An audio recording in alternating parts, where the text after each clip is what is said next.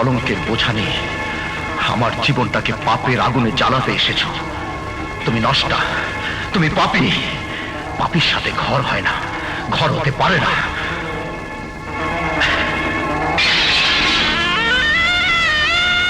তুমি? ভেবেছিলাম সব কথা তোমাকে আজ খুলে বলবো, কিন্তু এসে দেখলাম জজ বাড়িতে তুমি আমার অস্তিত্বকে ধ্বংস করে ফেলছো। একটি ঘৃণ্য মামলার আসামি হয়ে কোন সাহসে, কোন অধিকারে তুমি এই বাড়িতে ঢুকেছ? কেন? আমার স্বামীর অধিকারে? স্বামী স্বামী স্বামী, না জানি কত কোটিপতির সাথে মিথ্যে প্রেমের অভিনয় করেছ। এমনকি স্বামী স্ত্রীর পুতুল খেলা খেলে তাদের টাকা করে আত্মসাৎ করার জন্য হোটেলে ক্লাবে নষ্টা মেয়ের মতো ইজ্জত বিক্রি করে দিয়েছ। হতে পারে এটা জজ বাড়ি, কিন্তু আদালত নয়। একটা মিথ্যে মামলার আইনজীবী হয়ে আমাকে মিথ্যে অপরাধী করে জবানবন্দি আদায় করতে চাও? Oh, you shut up! ভেবেছিলাম পৃথিবীতে অনেক ফারহানা আছে, তাই সেদিন এই মামলা আমি ওই আদালত উঠিয়েছিলাম। যদি জানতাম এই ফারহানা আমার স্ত্রী, তাহলে আমার জীবন আদালতে এই মামলা আমি নিষ্পত্তি করে ফেলতাম। আজ আজ আমি সমাজে কি করে মুখ দেখাবো? স্বামীর অধিকার নিয়ে যদি জানতে চাও, তাহলে বলবো তোমার স্ত্রী নিষ্পাপ, নিষ্কলঙ্ক। মিথ্যে কথা। তোমার কলঙ্কের প্রমাণ আজ আমার হাতের মুঠোয়। দেখো, এক একটা ভালো করে দেখো।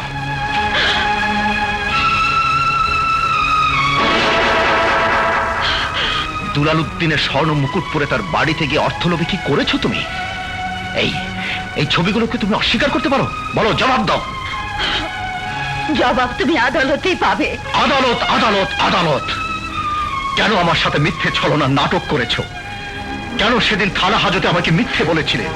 তোমার কারণে, শুধু তোমার কারণে নাসিমকে আমি বাড়ি থেকে তাড়িয়ে দিয়েছিলাম। তোমার কারণে মায়ের স্নেহ থেকে আমি বঞ্চিত হয়েছিলাম। আজ এই বাড়িতে তোমার কোনো অধিকার নেই। বেরিয়ে যাও, বেরিয়ে যাও বাড়ি থেকে। কি হয়েছে বাবা? মা, আমি ভুল করেছি মা। তুমি ঠিকই বলেছিলে, না জেনে না বুঝে এই বাড়িতে আমি একটি আসামি মেয়েকে বউ করে এনেছিলাম। আমার জীবনের প্রথম আদালতে ও একটি ঘৃণ্য আসামি। ওকে বাড়ি থেকে বেরিয়ে যেতে বলো, বেরিয়ে যেতে বলো। ছি ছি ছি ছি, তোমাকে আজ ভাবি বলতে আমার ঘৃণা হচ্ছে। আমার এক সন্তানকে বাড়ি ছাড়া করেছিস, আরেক সন্তানের জীবনটাও ধ্বংস করতে চাইছিস। তুই সবার সাথে প্রতারণা করে জজ বাড়িকে কলঙ্কিত করেছিস। কলঙ্কিনী, বেরিয়ে যা, বেরিয়ে যা বাড়ি থেকে। যাচ্ছি, তবে একটা কথা জেনে রাখুন, আমার বিরুদ্ধে যে ঘৃণ্য আর মিথ্যে অভিযোগ করে বাড়ি থেকে বের করে দিচ্ছেন, আমি ওই আদালতে তা মিথ্যে প্রমাণ করব।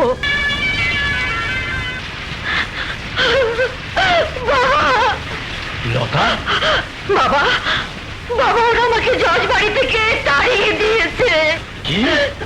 আমার স্বামী আমাকে ভুল বুঝেছে। আমি হেরে গেছি বাবা, আমি হেরে। দৃষ্টি আকর্ষণ করছি।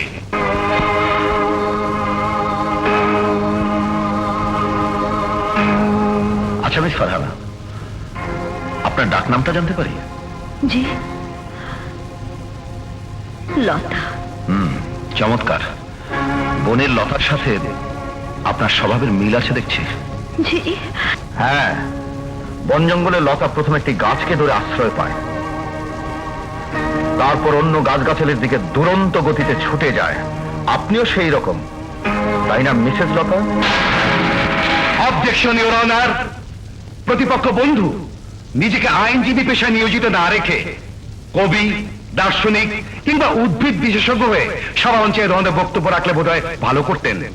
কিন্তু আদালতে বোনের লতার সঙ্গে বিবাদী লতার তুলনা করে আমার মক্কেলের ভাবমূর্তিকে তিনি ক্ষুণ্ণ করতে পারেন না ইওর অনার। Objection sustain.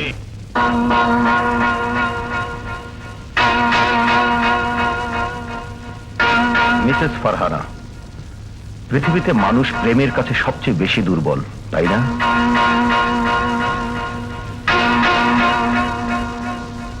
আপনি সেই দুর্বলতার সুযোগ নিয়ে আমার মক্কেলের বিষয় সম্পত্তি গ্রাস করার জন্য ঘৃণ্য ষড়যন্ত্রে লিপ্ত ছিলেন। না না না, সব মিথ্যে, সব মিথ্যে মহামান্য আদালত। মিথ্যে মিথ্যে চিৎকার করে আপনার পাপকে আপনি মিথ্যে প্রমাণ করতে পারবেন না।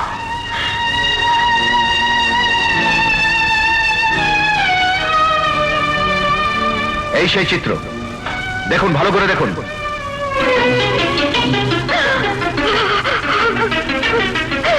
মহামান্য আদালত, দুলাল উদ্দিন সাহেবের দেয়া স্বর্ণ মুকুট গ্রহণ এবং তার বাড়িতে দুলাল উদ্দিনের সাথে মিসেস ফারহানার কিছু ঘনিষ্ঠ চিত্র আমি আপনার সামনে পেশ করছি। That's all, your honour.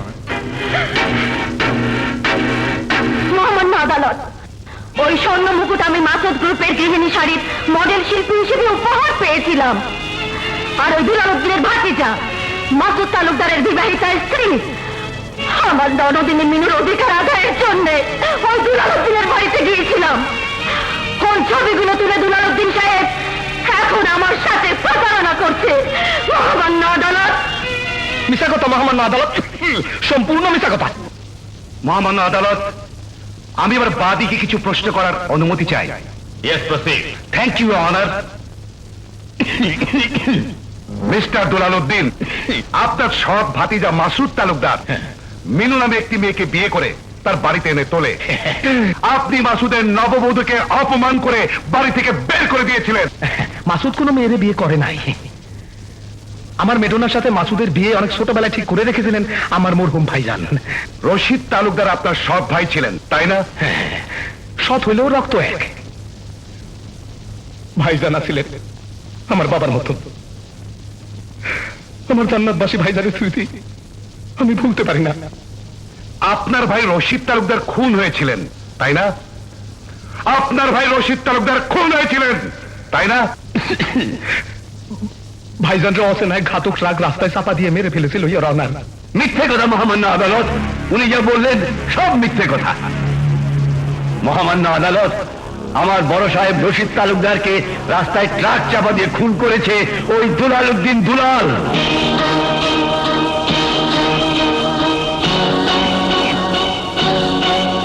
ভাইয়ের সাথে মামলায় হেরে যাওয়ার ক্ষোভে জাস্টিস রহমানের গাড়িতে বোমা ফিট করে খুন করেছে ওই দুলাল উদ্দিন দুলাল।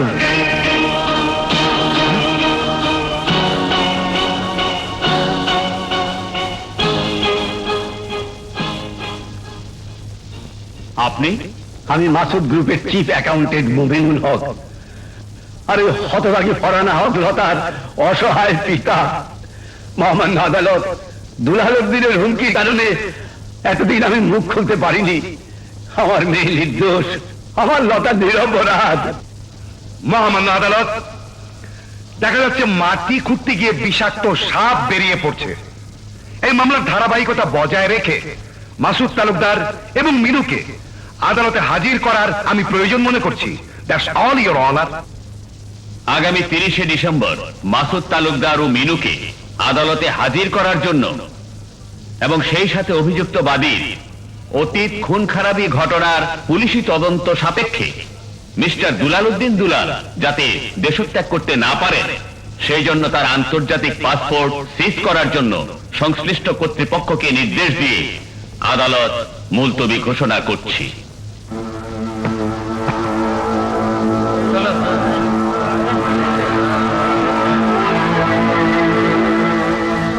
মমিনুল হক, তুই আদালতে আইসা সব কথা ফাঁস করে দিলি।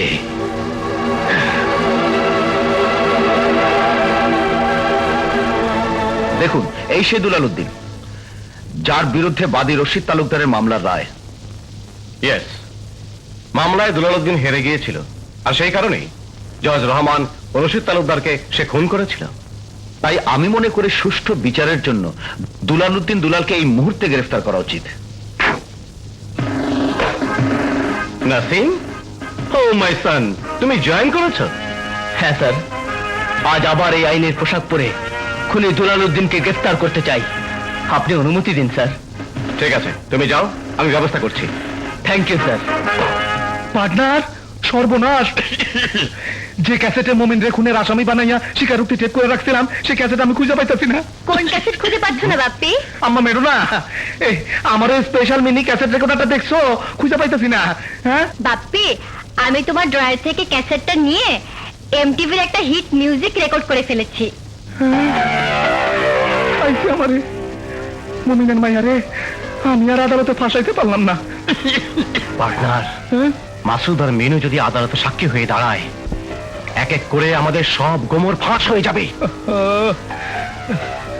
রুস্তম, মাসুদ আর বেডোনার বিয়ার আয়োজন করো। কাল সকালে ওগরে প্লেনে উঠাইয়া বিদেশে পাঠাইয়া দিমু।